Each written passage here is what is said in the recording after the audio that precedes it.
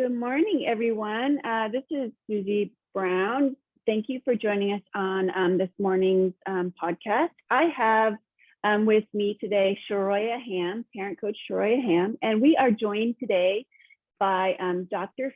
Fae, who is going to be talking to us about a topic that many foreign service officers and probably EFMs struggle with, and that is conflict. How are you both? Thank you for joining. Yeah, thank you for having me. Doing okay today. Got my exotic tropical background here. I'm joined by Susan. She has traveled with us to many different places and countries, so I'm happy she could be here with me today. Is Susan a leopard? Our listeners can't see it, so you got to describe what. Yeah. Yeah, for everyone that's on the podcast not watching the video, Susan is a leopard. She's a giant ceramic leopard, and I actually had to glue her foot back on when we moved down here to Ho Chi Minh City this last time. So she's like the rest of us. She gets a little bit damaged along the way, but she's still kicking it. Well, she must be 40 plus because I noticed she has glasses on. Yeah, that's right. Susan tends to change outfits with us. It's one of our like little fun things. Like as we find a new accessory around the house, Susan gets to try it on. So yeah, she's joining me with glasses today because we're going to be our educated, smart selves in this space. Well, good. Well, hi, listeners. I think it's been a while since I've been on a podcast. So I just want to say to everyone, hello. And I'm excited to be here, especially we talked about this just before we got on air. I am in New Jersey. I'm normally in South Africa where we're posted, but arrived here 3 weeks ago so I could attend my son's high school graduation. So I am excited. That's a very big moment and something that I am both looking forward to and completely terrified of. So I think that is in my near future. So Faye, we have a lot to talk about. So maybe we should just jump right in.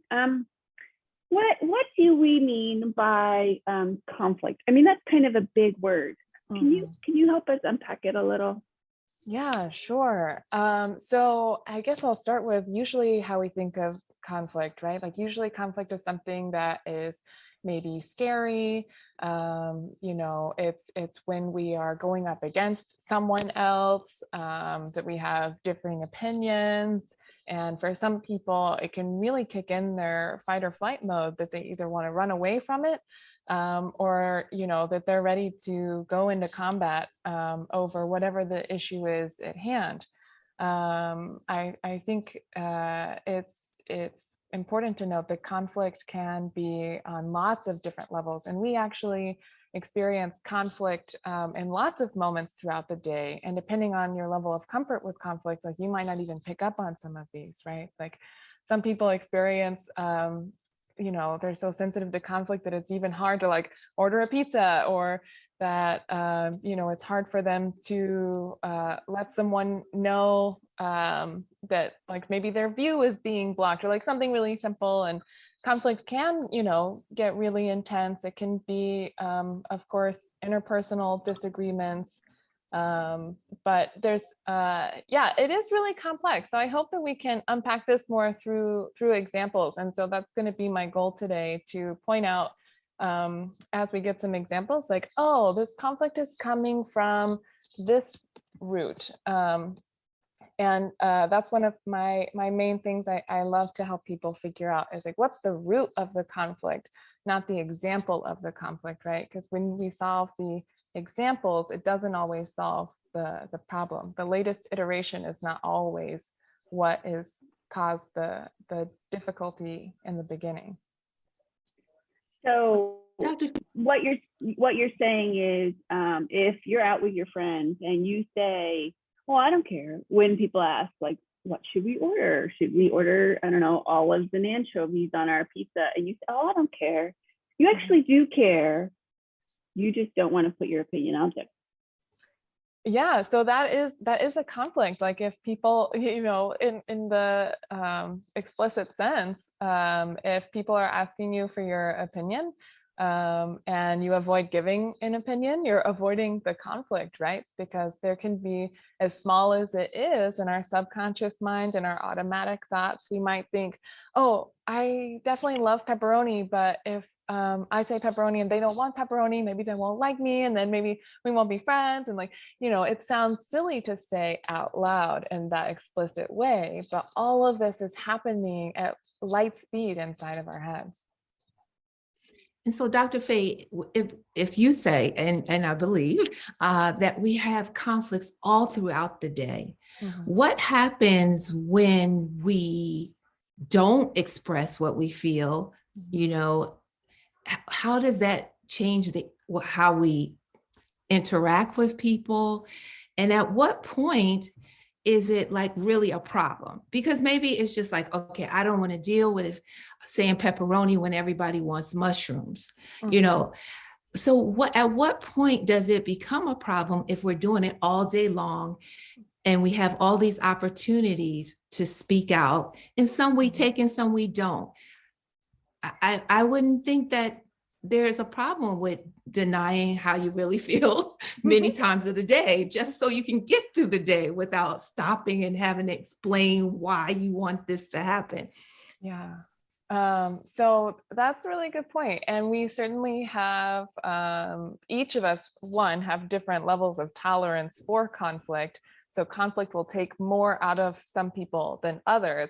So yeah, may definitely be some people who would happily or rather kind of give up their opinion or needs to be able to avoid this conflict. Now, when it gets problematic is when we are repeatedly denying our needs, or when we are violating our boundaries, and when we're not making ourselves known. Like if there's something that we need out of an interaction and we're not making that known, well, that really takes away from, say, like our energy tank, right? Like it's really going to be depleting us. And even though it may help us move through the moment, technically, socially, in that space, internally, it's going to start to wear us down. And another important factor here is that we all have different levels of power in our interactions, right? So we may not be able to, or may not feel able to really express ourselves and our needs in some relationships throughout the day, maybe with our bosses, or maybe with someone who we feel has more power than us for any number of reasons. However, when those power dynamics shift, when we become the person in power, maybe we feel really comfortable with our spouse, or more comfortable with our spouse than we do with a coworker or a leader, somewhere else in the community. We're really at risk for those violated boundaries and neglected values to kind of explode on the person that is in a power down position from us. And it could even be our children, right? And so it's important to tend to and be very aware of, like, what are my needs? What are my values? What are my boundaries? Which takes a lot of work to figure out on the front end. And to be able to tend to that and be constantly maintaining our world to prevent harm to others around us, and, well, in fact, like harm to ourselves.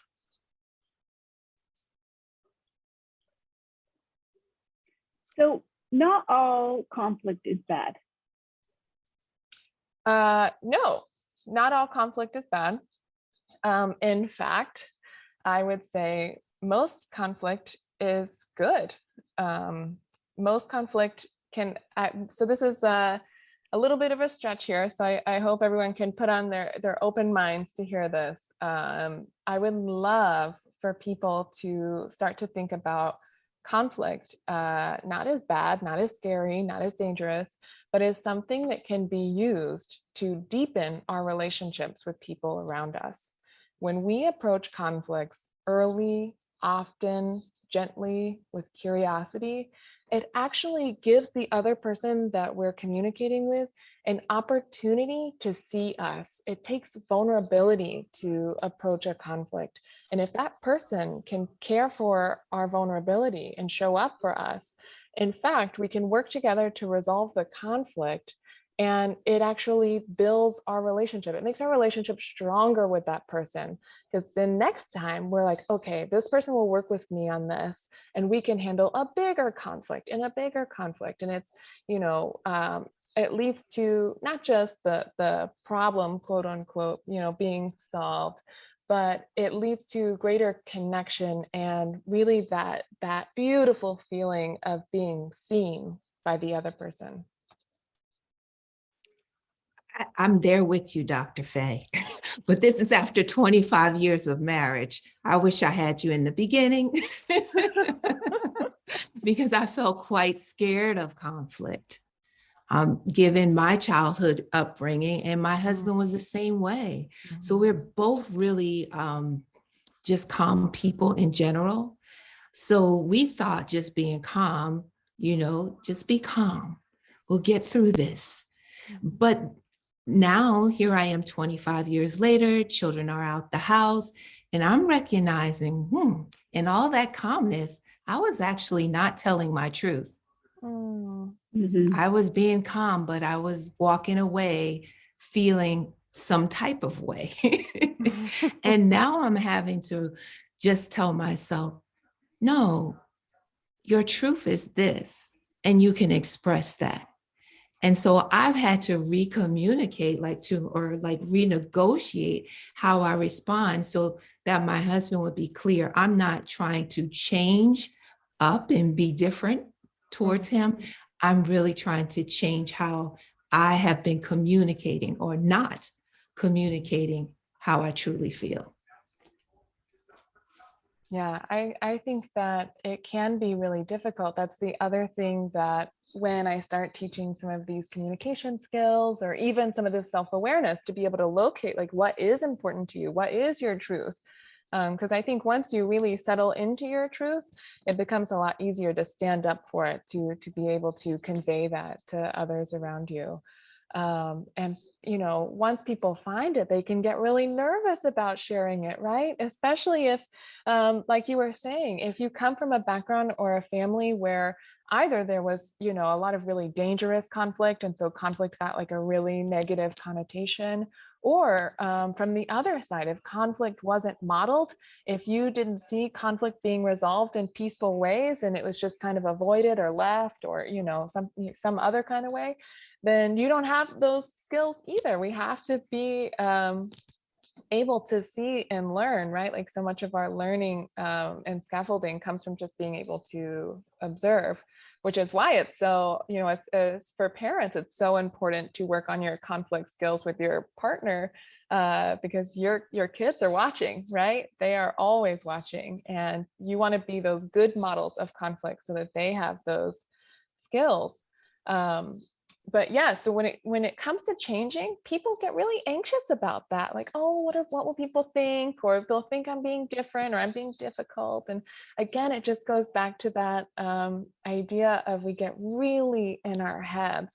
And so I think another key point around conflict is to remember it is not all about you.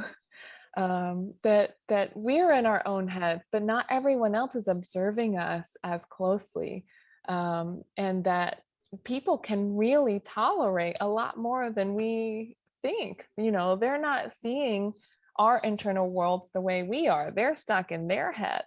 And so by putting, some of our thinking, needs, values, boundaries out on the table, in fact, we're giving them the opportunity to actually see what's going on in our heads. And most likely, most of the people that we encounter in our lives, are just also getting through life, and might actually welcome the opportunity to have a little bit information rather than trying to navigate, with this kind of black box. Like, I don't really know what's going on in there, and that makes me anxious. So the more data we have out on the table, the more likely we are to be able to connect again, to be able to build the relationship, because we know what we're working with.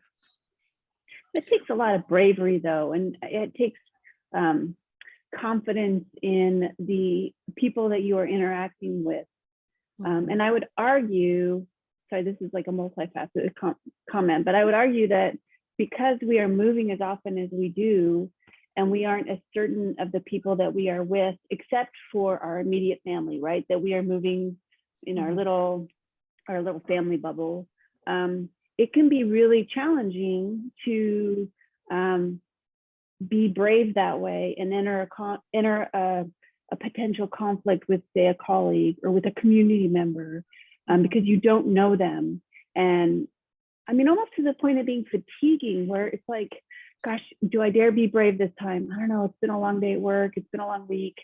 Maybe I'll just stay safe. You know what I mean? So it instead becomes a habit to avoid conflict, just because we are so uncertain of the people that we are around.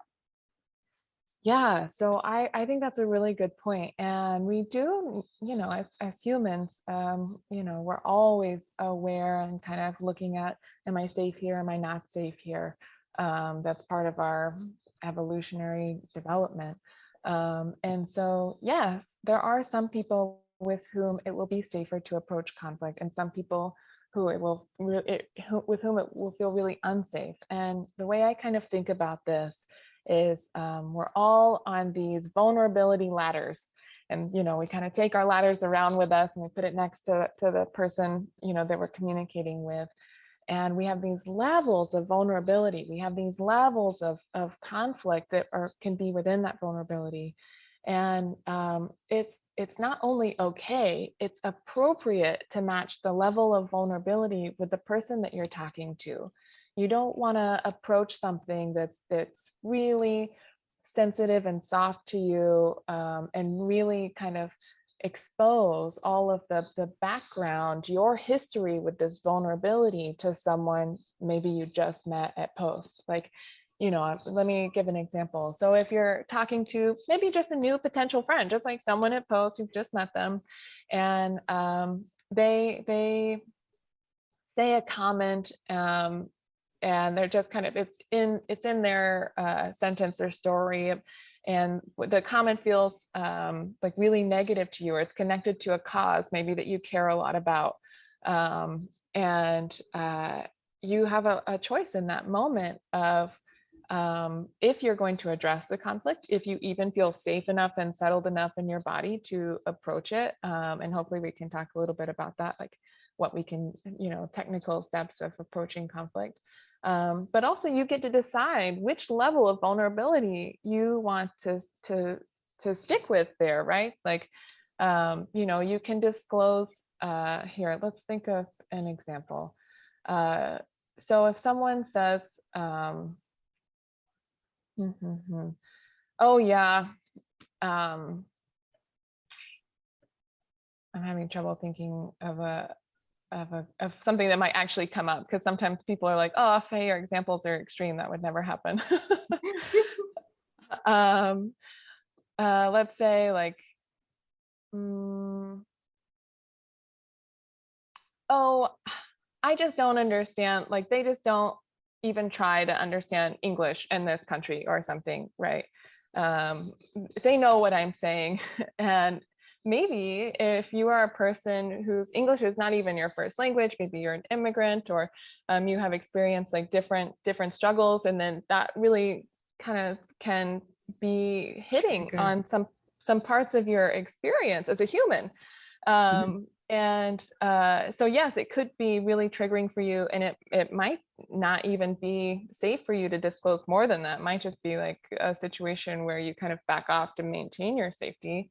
But let's say, for example, you've talked to this person a few times and this seems out of character for them, or this doesn't, really fit.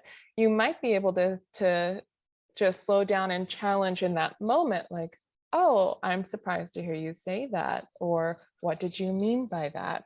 And this is, curiosity is a critical part of moving through conflict, just to get more information, right? The more information we have, the more we can connect.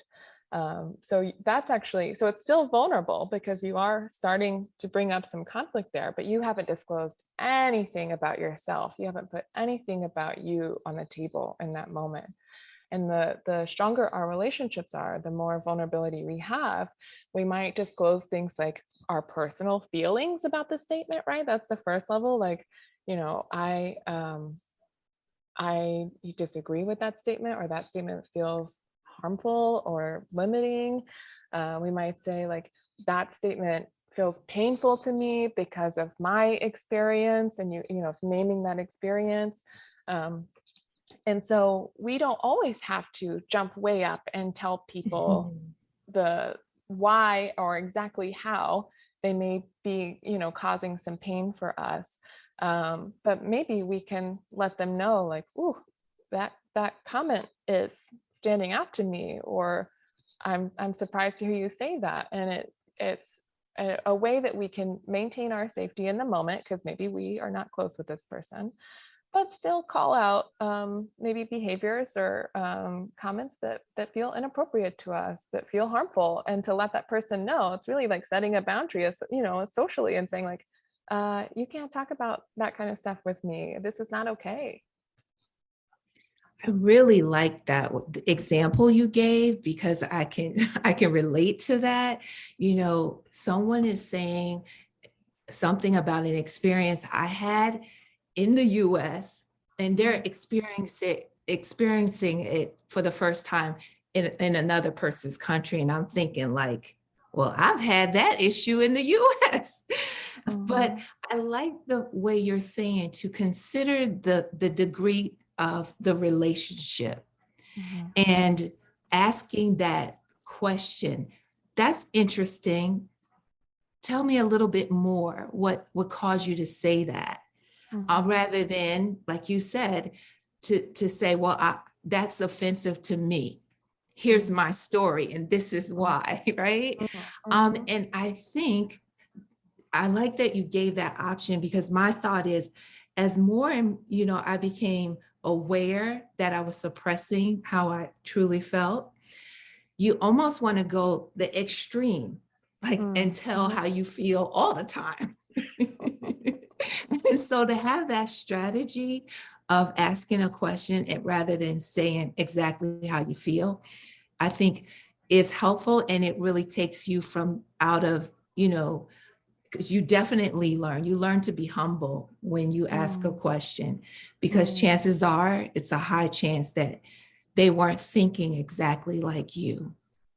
And they actually had some validity in saying what they said, and you could better relate. So thanks for sharing that. That helped me out tonight. Yeah, I think that getting really curious is an excellent way to just disrupt, to like just disrupt where this conversation is going, and to kind of create a pause. So there's lots of different choices you can make once you kind of slow down and get curious. I think another thing getting curious allows you to do, just like you were saying, is to step outside of your mind a little bit, to get another perspective, to learn more about this person, to get back on that building empathy again, some positive relational things, understand their perspective. Maybe another part in there that's really important is I tell people, like, just try to assume the best, like just assume that this person meant well. And then when you get data that they didn't mean well, then we can change paths. But until then, assume the best. When we're in that curious place, it does help us to take a second to regulate, right? Because we're not jumping into something vulnerable. So we might have an opportunity to take a few deep breaths, which can help calm down our nervous system.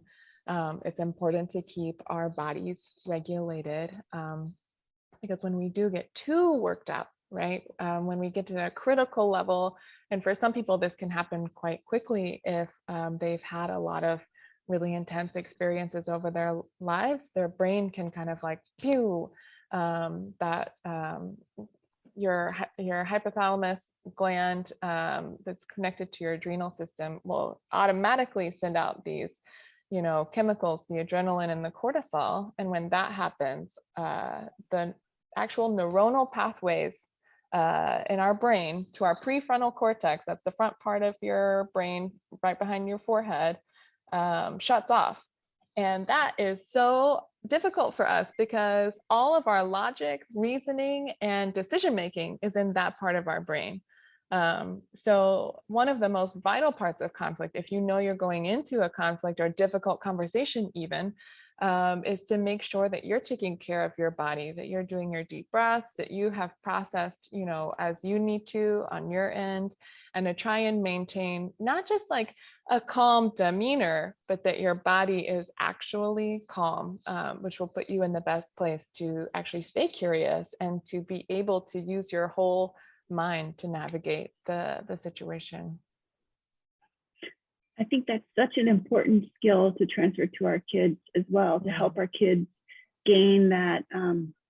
And I've noticed the older my kids get, the more able they are to reason and to stay in curiosity versus like, why are you saying that to me? You're just saying that you're wrong. Like when they're younger, that used to be their initial response. But I think that it's so important to be able to stay in that state, to just be open to this different thought process or opinion, or maybe they are saying that that the wall is gray, and you're saying no, the wall is lavender, and maybe to them it really is gray, and to listen to their reasons why they're saying that, I think it's so important. Mm-hmm. Yeah. So one of the things that I've done as a parenting trick, and Shoya has lots of parenting tricks up her sleeves. But one of the things that I've done to avoid conflict with my children is I pick my battles, and let the lesser important things kind of not slide, but to say yes to the things that really aren't going to make that big of a difference at the end of the day. So then when we get to the points that are very big discussion points and where we have to both have opinions and they wouldn't necessarily match up, then they are much more open to having that conversation with me, because I have said yes to things in the past. So like, for example, right now, one of my boys has purple hair, because I'm not going to engage that battle about hair. Like if it's clean, and it's fine with me if it's purple. It doesn't actually like bother me that much. I know to other parents that might be like a red flag, but this means because I'm able to have that conversation with him, and I helped him find the place that would give him the best purple hair. Now, when we start engaging things that are a little bigger, like maybe his relationship with other kids or activities he might want to engage in, he is much more open to that discussion with me because we've had that pathway kind of already cleared. Yeah, what I hear in what you're saying, Susie, is I'm really big on values. So I'm immediately identifying which values you're choosing to, guide your path, guide your choices. And for you, purple hair is not connected to any kind of like value that feels important. Maybe it's just an aesthetic and it's not really in your list. Maybe for other parents, it's related back to things that they learned around respect or decency, or I don't know what is professional, or whatever it is, right? Like we all have intricate maps. And so for you, it's not connected. Purple hair is not connected to a value that's important to you or your family, and that you choose not to engage in conflicts in that area because it's not a conflict for you, and that you it sounds like you're setting a baseline of communication with your son about these things, so that when other important values, maybe around community or friendship, or even things, kind of more broader things like respect, or these kinds of things come up, that you can say, okay, this thing is important and we need to talk about this. And so that there is more space, right? The things that are important get the most space. And that's what's so important about the identification and the self-awareness I was talking about before. If we don't know what's important to us, what our values are, what are our boundaries, and where those come from, right? Because our boundaries are an intricate system of walls that go way far out, built on our past experiences. If we don't understand how all those things are connected, one, we can't make good choices, like you were saying, Susie. We have a harder time kind of navigating in moments where we could take an easier road, but also we're at risk of misrepresenting our true need. We might be able to identify something at the mid-level, but it doesn't quite meet the deeper need or value that's underneath that. And when we those values, it creates this slow line. Like, I don't know if anyone out there struggled with writing your teeth in your sleep, but that feeling like you wake up and you don't know why you have a headache, but there's this other process you're not aware of. There's not a need that's not met. There's a value that's not there. And it wears you down. And this leads to not just but burnout, it can lead to depression, anxiety, all kinds of stress throughout our systems.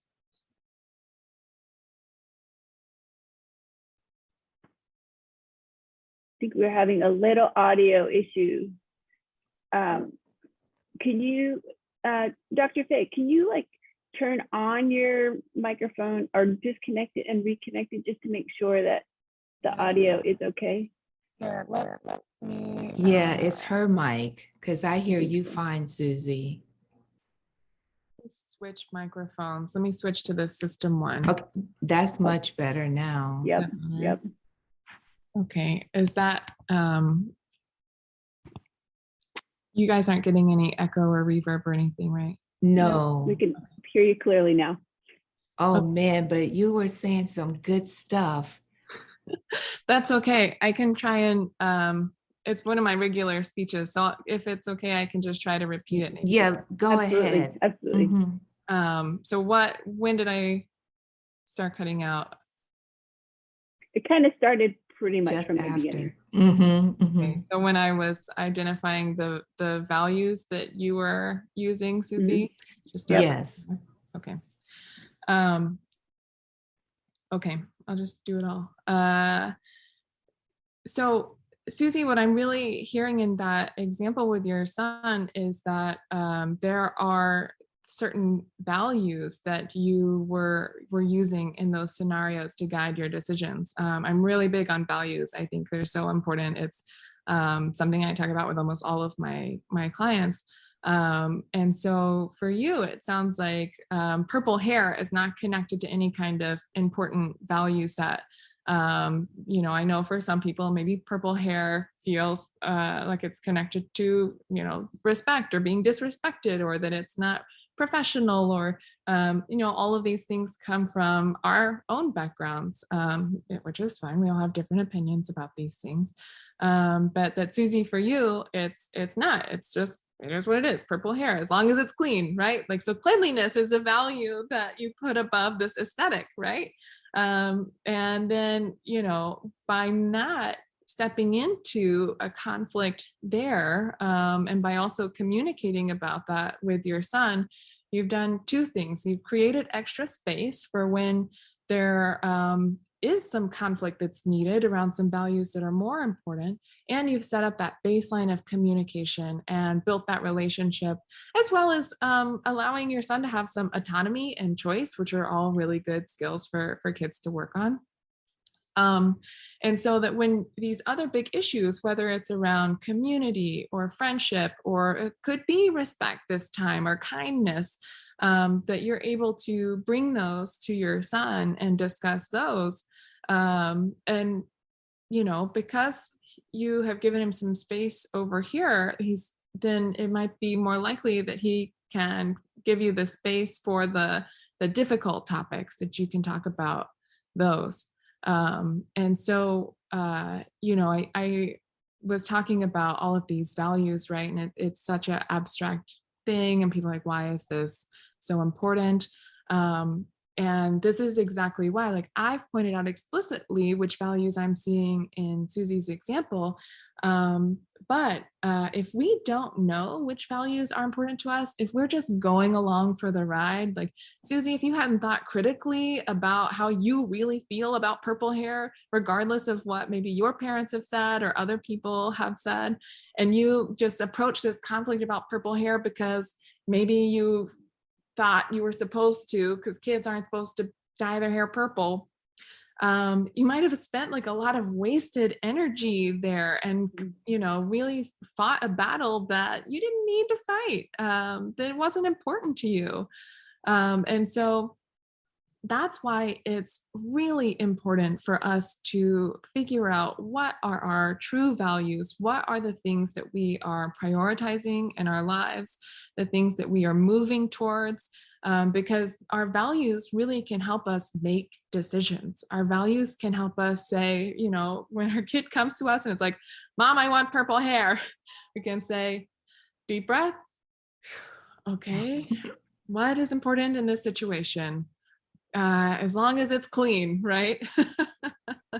And so when you can stick with that, then you have honored your values, and you know, whether or not you've avoided a conflict in that situation, you're moving in the direction that fits with your personhood.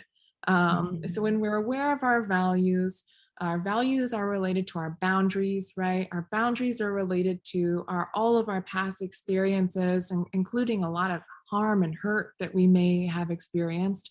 And when we're aware of these systems, how they're related, where they are, then we can move amongst them ourselves without running into brick walls, and also share with other people how they can navigate through these systems. Like, over here is a red zone. We don't talk about this unless we're really ready to go over here, and it's going to be really dangerous, and we need to do that together. This topic, you know, is safer. And then again, the levels of vulnerability. We can talk about this part of the topic, but maybe when it comes to my personal experience in this area, I'm not ready to go there with you yet, and I need you to respect that, right? So it's that boundary setting is an innate part of moving through conflict. Well, What I'm Dr. hearing, Fae, though, is it's also really important to have a good degree of self-awareness and invest that time in knowing yourself, like how you feel about these sorts of things, or taking the time to be aware of your values, and being able to define what is important. So, you know, as we get older, we get, I think, a lot more self-aware, but I think that's a skill that not everybody gains to the same degree. And Troy, I'm really sorry I cut you off. no worries. I just wanted to say before we close out, I want to help some listener get unstuck in a practical way. So I'm going to give you two scenarios. One, they're at the embassy and they've been working with someone. And of course, you know, we live and we work and we live in the same community, so tight. And this person has now, become aware, like, this is sucking all of my energy. And I want peace at work, and I don't want to have to tiptoe around in the community. What's the first step I should take in redesigning this relationship when I am terrified of going to work every day because I'm always in a state of conflict? Yeah. What's the first step this person can take? Okay. Yeah. I would say there's a lot of things you can do, but the very first thing, once you're aware that it's this relationship that's draining you, or this scenario, is to try to reflect on why this specific person or scenario is draining for you. Which need is not being met here? Is this person being disrespectful? Is it that they are using micro or macroaggressions? Is it related to parts of your identity? Or do they remind you of someone from your past that was really harmful to you? And it's bringing back these emotions. All of our emotions are kind of connected back through time. And so it can kind of pull on a old emotional string if we meet someone who is similar, but maybe not nearly as dangerous to us, or maybe doesn't have nearly as much power over us as the past person. So let's say they're just disrespectful, have no coof. Okay. They're always just coming around whenever they want, saying whatever they want to say. What do you do? I recognize that they're disrespectful towards me, and I don't know what to do next. So we can, there's two paths depending on your relationship with this person. So I'll give some options. If this is a person with whom you have at least a few rungs on your vulnerability ladder and you're able to share, you might attempt to share your experience with them. It's again, that disrupting the comments of, oh, I'm surprised to hear you say that, or, oh, that comment is, it feels disrespectful to me, and I would appreciate if you would refrain from that in the future. That does take some vulnerability. Power dynamics are certainly at play there. Another thing you can do, if you decide maybe you've got 3 months left, or they've got 3 months left, or there's some amount of time, and that feels like I just need to avoid, and that's the safest thing for me. I need to disengage. Again, there is a lot of awareness involved in that, to say, deep breath. Does this person matter? Is this someone to whom I want to give up my emotional energy to? When they're throwing these comments at me, am I able to kind of peel those off? If you're a visual person, you might imagine peeling off that comment and just throw it away. If you don't want to give that comment space in your mind, you have that choice it takes practice, just to pick it up and throw it away. And if you are in that continuously stressful situation, continued self-care is going to be really important as well. Make sure you're taking time to get grounded, stay, in your present moment, deep breaths, walks, take a break, have a hot beverage, just something to keep your system regulated. And it does take work to do that throughout the day. If someone's continuously putting in stress, you have to continuously put in self-care. What if that person's your boss? Yeah. So if the person is your boss, again, we can have tough conversations with our boss, depending on the person. It's more of the personality rather than the power. Some people, like the technical power, there's some people will, maybe if they mean well, but they're just a little bit daft, maybe they would be responsive to these conversations, even though it might be really scary for you. If it's someone with whom you're fearful of retaliation, you might have to take different routes. If it's something that's impacting your work performance enough that you need to go to HR and get some assistance there, there are lots of workplace protections within State Department, and they, oftentimes they can be helpful there.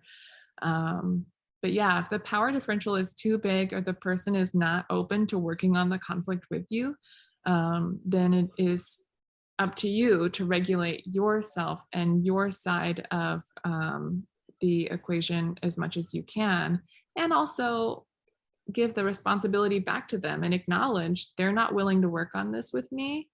So I can't, this is where I often see this with people who have family members who they have to stay close with, or they feel, they don't want to get rid of the relationship. But this family member is problematic. In those cases, some of the boundaries, we can draw all the boundaries all day long, and they'll continue to cross them.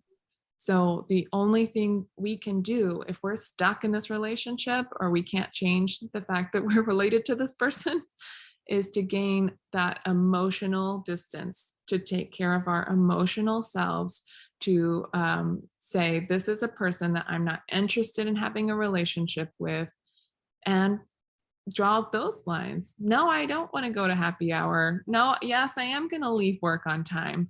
I'm not going to, give extra because this relationship is not feeding me. I will not go to that event. I will not call you and listen to this. You cannot be on my social media. That's the emotional distance to protect yourself. So some of those are practical and some of those are just totally in your head.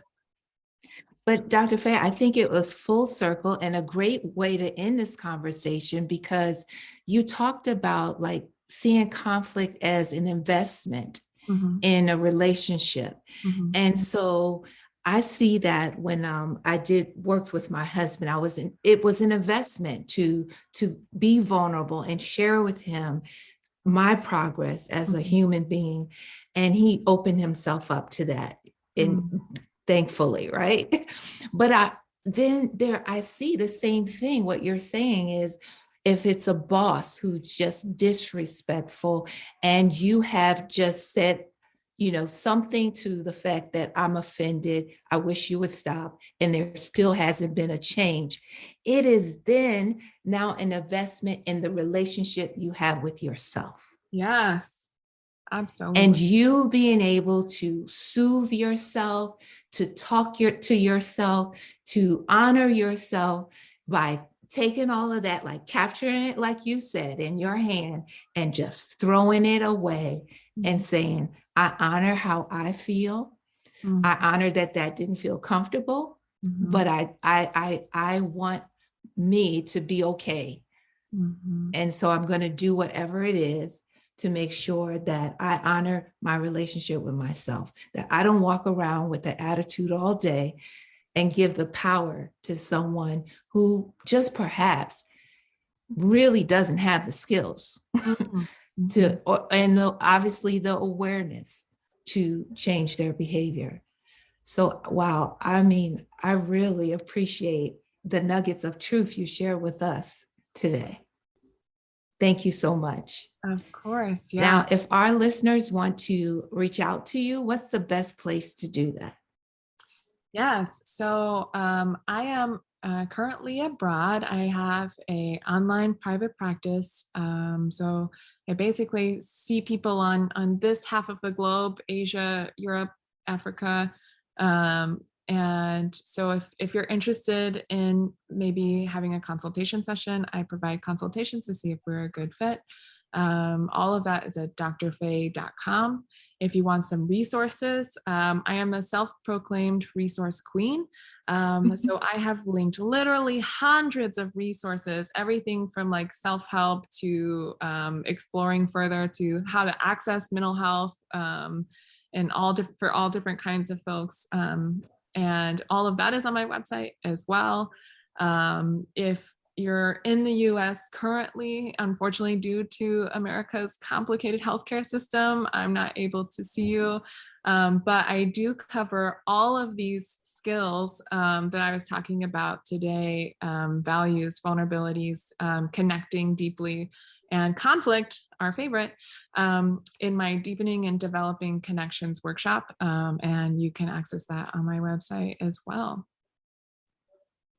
Well, thank you so much. All right, everyone. Thank you for tuning in. We'll see you next week. Bye, everyone.